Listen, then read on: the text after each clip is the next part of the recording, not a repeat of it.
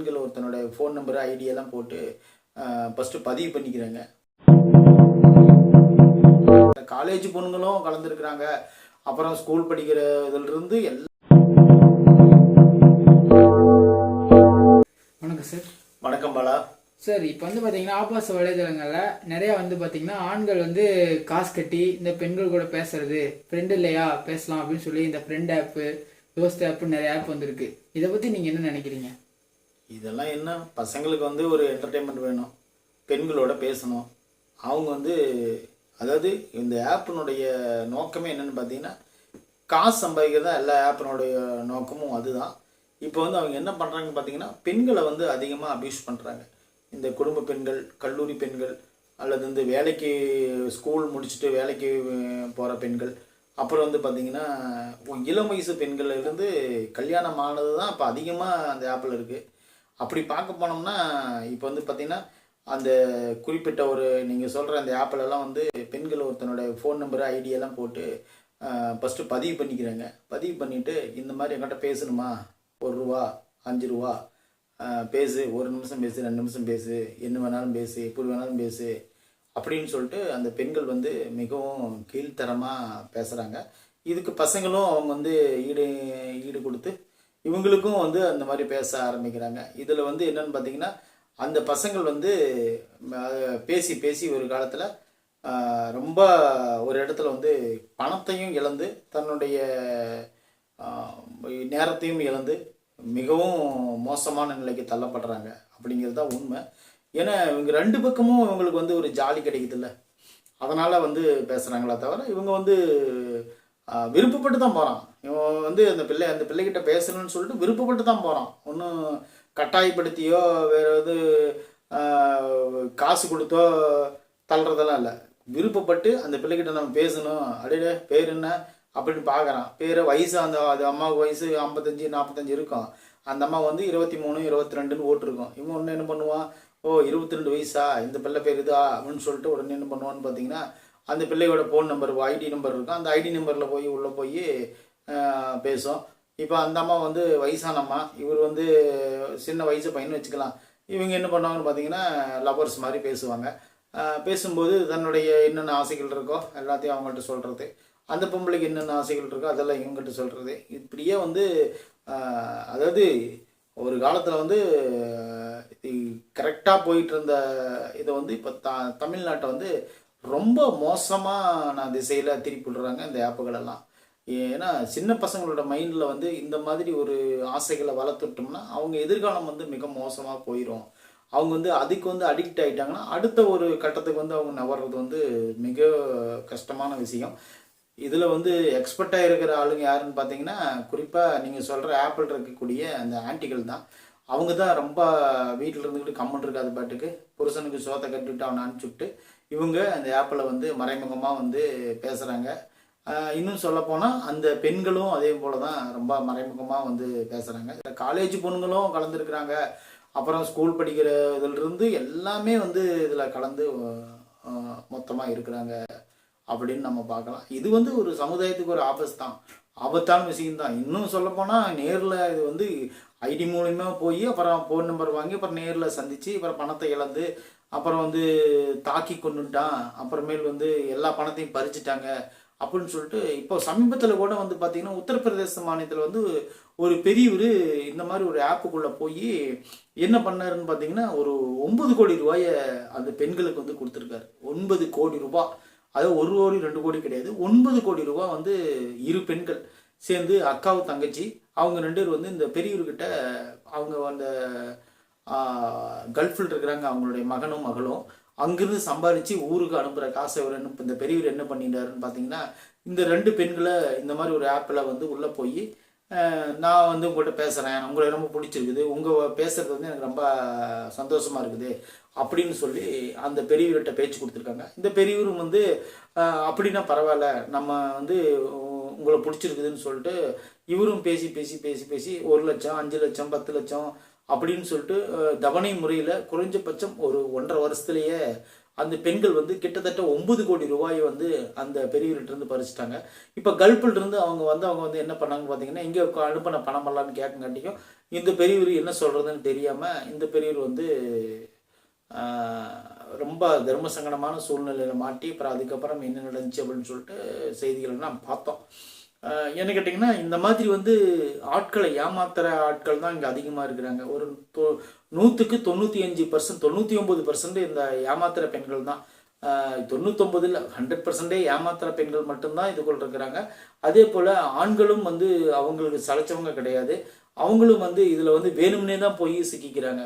அதாவது வேணும் இந்த மாதிரி பேசணும் அப்படின்னு சொல்லி தான் போய் சிக்கிக்கிறாங்களே தவிர வேறு எதுவும் இல்லை. இந்த மாதிரி ஆப்புகளை வந்து தமிழ்நாட்டில் பேன் பண்ணுறது மிகப்பெரிய நல்லது. ஏன்னு கேட்டிங்கன்னா, இப்போ இருக்கிற காலகட்டங்களில் இந்த மாதிரி இளைஞர்கள் போய் மாட்டிக்கிட்டு தன்னுடைய பொருளையும் தன்னுடைய உடைமைகளையும் தன்னுடைய உழைப்பையும் தன்னுடைய நேரத்தையும் இன்னும் சொல்ல போனோம்னா அவங்க வந்து ஒரு மென்டலாக மாறுறதுக்கு கூட இதில் வாய்ப்பு நிறைய இருக்குது. பெண்கள் அதாவது ஆண்கள் திருந்தி ஒழுக்கமாக இருந்தாங்கன்னா பெண்கள் இந்த ஆப்பில் வர மாட்டாங்க. இந்த இப்போ ஆப் இல்லைன்னா யாருமே வர மாட்டாங்கல்ல. ஆப் பேன் பண்ணுறது நல்லது சார். அப்புறம் அடுத்த கொஸ்டின் என்னன்னு பார்த்தீங்கன்னா, இந்த இப்போ பண மோசடி அதிகமாக நடந்துட்டு இருக்குது. அதுவும் வந்து பார்த்திங்கன்னா ஆன்லைனில் தான் வந்து அதிகமாக பண்ணிட்டுருக்காங்க. இந்த டெலிகிராம், வாட்ஸ்அப் ஆப்லலாம் வந்து பார்த்திங்கன்னா 100 ரூபா கட்டுங்க 200 ரூபாயா மாற்றி தரோம், 1000 ரூபா கட்டுங்க 2000 மாற்றி தரோம் அப்படின்னு சொல்லி பண மோசடி அதிகமாக நடக்குது. அப்புறம் இது இல்லாமல் நிறைய ஆப்பில் கலர் ப்ரிடிக்ஷன், இந்த கலரில் கட்டினீங்கன்னா நிறைய காசு வரும், இந்த கலரில் கட்டினீங்கன்னா நிறைய காசு வரும் அப்படின்னு சொல்லி பண மோசடி வந்து நிறையா நடக்குது. அதை குறித்து நீங்கள் என்ன சொல்கிறீங்க? ஆப்புன்னு வச்சுட்டாவே அது நம்மளுக்கு வைக்கக்கூடிய ஆப்பு தான். ஏன்னு கேட்டிங்கன்னா, நீங்கள் குறிப்பிட்ட ஆப்பு வந்து வாட்ஸ்அப்பு அப்படிங்கிற ஒரு ஆப் வந்து நம்ம வந்து நேரடியாக வந்து போட்டு அனுப்பிக்கலாம், பிடிச்சிக்கலாம், பேசிக்கலாம். ஆனால் இந்த மாதிரி ஆப்புகளெல்லாம் ஒன்றும் பண்ண முடியாது பாலா. என்னென்னு கேட்டிங்கன்னா, இப்போ வந்து பணம் கட்டு உடனே வந்து 100 ரூபா கட்டு 200 ரூபா தரேன் அப்படிங்கிற ஒரு ஆப் நிறையா வந்துடுச்சு. இப்போ அதுக்கு காரணம் என்னென்னு பார்த்தீங்கன்னா, இப்போ நீங்கள் 100 ரூபா கட்டுறீங்க, உங்களுக்கு 200 ரூபா தருவான். அந்த ஆசையில் நாளைக்கு ஒரு நீங்கள் 200 ரூபா கட்டுவீங்க, அவன் 400 ரூபா தருவான். இதே மாதிரி நீங்கள் கட்டிக்கிட்டே இருப்பீங்க, அவன் கொடுத்துக்கிட்டே இருப்பான். ஒரு 10 வாட்டி இல்லை ஒரு 5 வாட்டி கொடுத்துட்டு இருப்பான்.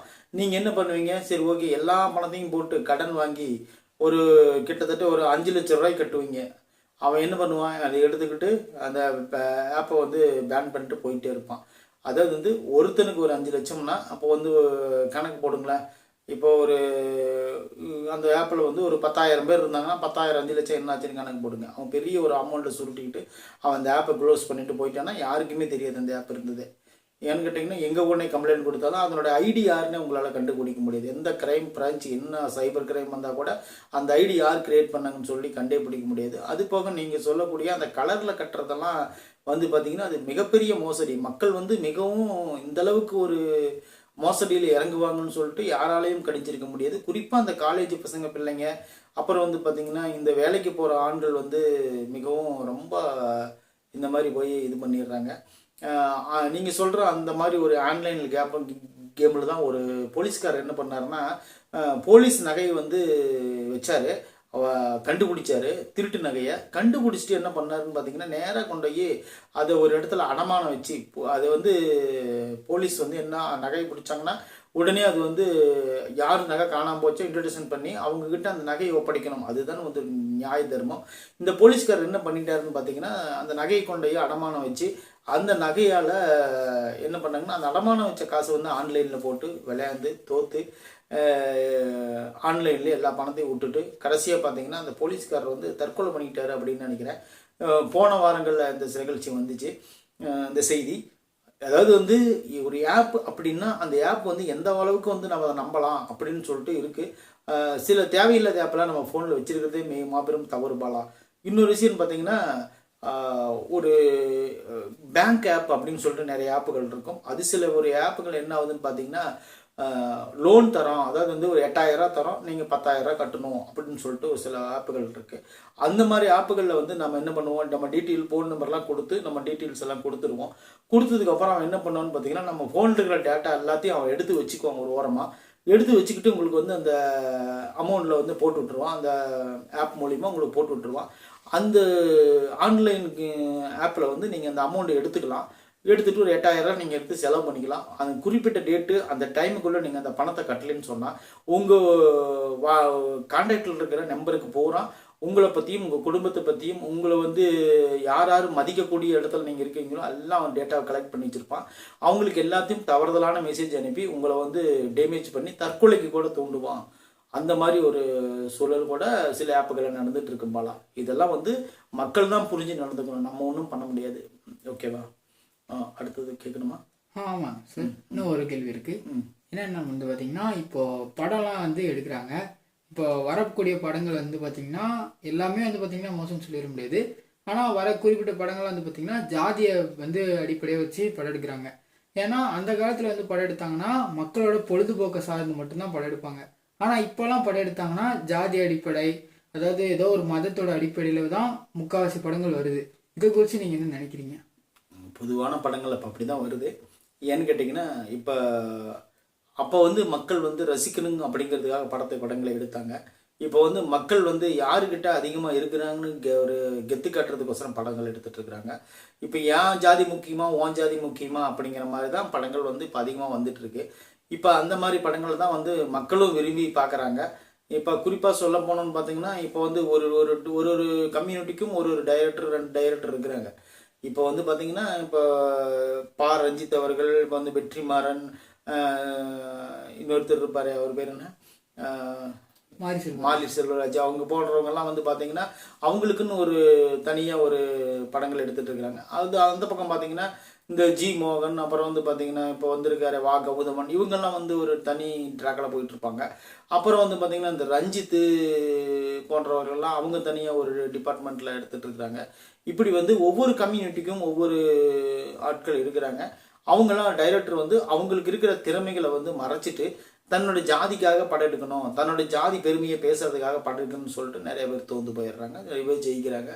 இன்னும் விஷயம்னு பார்த்தீங்கன்னா, இதெல்லாம் ஒரு ஆரோக்கியமான போட்டியாக இருந்தால் பரவாயில்ல. இவங்க வந்து கீழே போய் இறங்கி போய் தன்னுடைய இமேஜை டேமேஜ் பண்ணிக்கிறதுக்காக நிறைய விஷயங்கள் பண்ணுறாங்க அப்படின்னு சொல்லி தான் நம்ம எதிர்பார்க்கணும்.